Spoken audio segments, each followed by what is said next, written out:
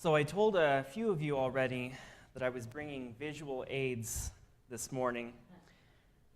I bet no one in here can guess what these are. There's 3 of them. They're kind of soft and spongy. They were a gift a few years ago for my birthday from a beloved former pastor who has quite a sense of humor.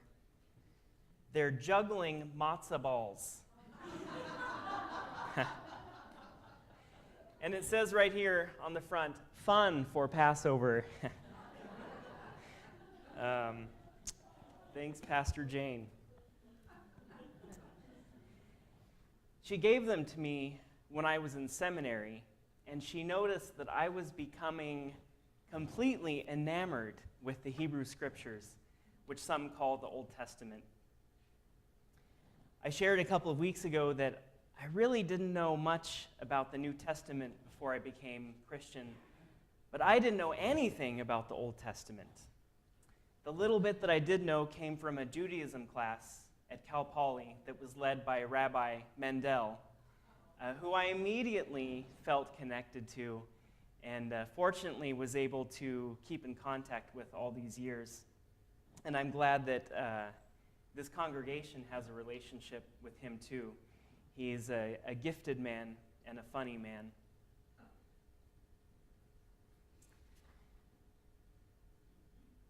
Exploring the Hebrew Scriptures in a disciplined way in seminary was like discovering a whole new world to me. Just as challenging and occasionally as surprising and even as disturbing as the world of the Christian New Testament.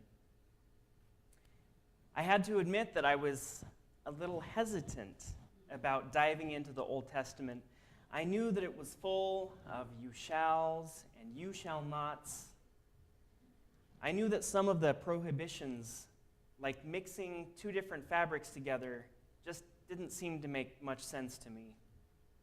And closer to my heart, I was aware that it contained difficult language about women and especially about homosexual men and women. And I'd like to talk about those passages, but that's another sermon. We'll be here all day if I go into that. And Rabbi Mendel taught me that the mind can only absorb what the tush can endure. So that's another time. So sure enough, I found these passages that really bothered me. But I also found wonderful passages like the one Tammy just read. Choose life so that you and your descendants may live, loving the Lord your God, obeying him, and holding fast to him.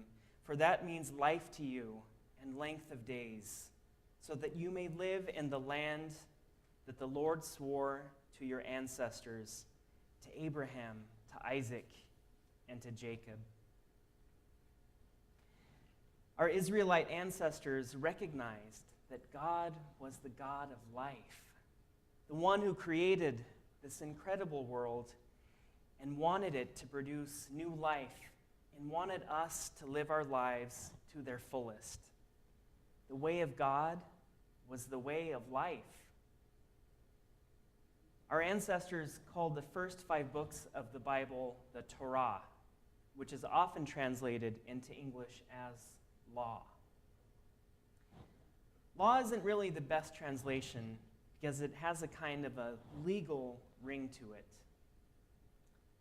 Jewish thinkers all along, and now an increasing number of Christian thinkers, have begun to understand the Torah as instruction or teaching, which are other possible translations.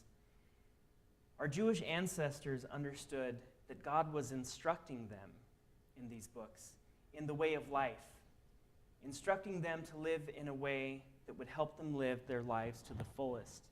Just like loving parents will tell their children, look both ways before you cross the street, don't run with scissors, which is a favorite of mine.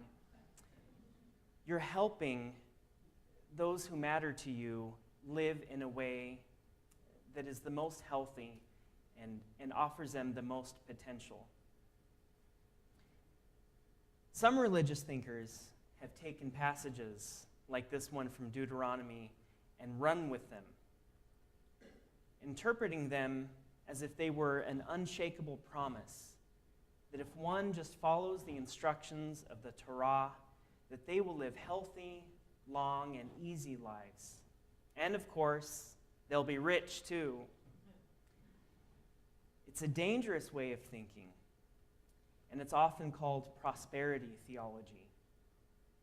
In prosperity theology, God becomes a kind of cosmic guarantor that if you just obey God's instructions, that you'll be blessed. And if you don't obey them, then you'll be cursed. Those who are healthy and wealthy, well, they must be obedient. Those who are sick or poor, they must be disobedient and very bad people. But Jesus never saw things this way. He recognized health as something good, and he often used his power to heal those who were suffering. Some of his followers were wealthy, and they used their resources to help those who were suffering. But when Jesus felt like someone was too attached to their wealth, like the rich young ruler, he challenged them and told them to give it all up for God's kingdom. There was a special place in Jesus' heart for the sick and the poor. It was with them, not the well-to-do or the healthy, that God's Spirit was present and at work. He almost turned prosperity theology on its head by becoming simultaneously the most cursed and the most blessed person in history. But even setting aside what Jesus said, we can see the danger in prosperity theology. When people believe that if we're good, we'll only experience blessings, and if we're not good, we'll only experience curses, what's the inevitable conclusion if someone experiences a tragedy? Well, they must not have been a good person. They must be guilty of some horrible secret sin. An old coworker of mine at Starbucks shared with me that her father had once been a minister, but that he lost his faith because members of his congregation accused him and his wife of hiding some secret sin, and that was the explanation for their daughter who was born developmentally disabled. It's a horrible, horrible thing to say, and I understand why he lost his faith. The time that he needed the care and support and the understanding of those who mattered most to him, they rejected him because they thought that he must be sinning. And that's why his daughter was born with special needs. People don't need to be judged or attacked when they experience a tragedy or a loss, or they have an unexpected complication. They need understanding. They don't need to be isolated. They need beloved community. And they don't need philosophizing. They just need a hug from someone that matters to them. So both Jesus, our own experiences, and the experiences of others have shown us that we can't interpret a passage like this one from Deuteronomy as one that advocates a prosperity theology. But what's really interesting is that the text itself doesn't advocate this kind of thinking. Now, a pre-critical reading of this book tells us that Moses, who wrote the rest of the Torah, gave and recorded the speech in the 30th chapter. But only 4 chapters later in Deuteronomy, it says that Moses, the servant of the Lord, died there in the land of Moab at the Lord's command. Surely Moses didn't write that. If he was dead, you can't write anything. So we know that there was a tradition of editing and redacting. This book of Deuteronomy was highly polished and refined, and it was not something that one person wrote, certainly not Moses.